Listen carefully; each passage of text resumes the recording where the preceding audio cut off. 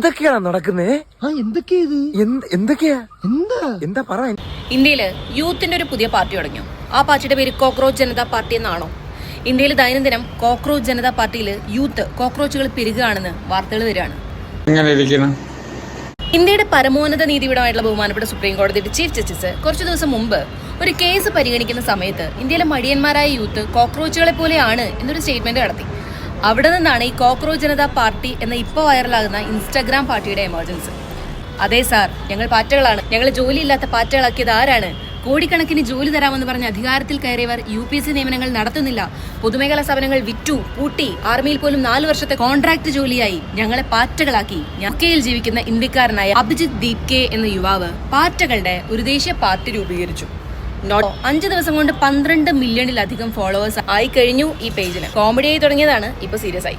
മടിയന്മാരുടെയും തൊഴിലില്ലാത്തവരുടെയും ശബ്ദം ഉയർന്നു. ഇപ്പൊ ആദ്യ മെസ്സേജും വന്നു യുവാക്കളോട്. ജീവിതം തുലയ്ക്കുന്ന BJPയെ അൺഫോളോ ചെയ്യൂ എന്നാണ് ആദ്യത്തെ ആഹ്വാനം.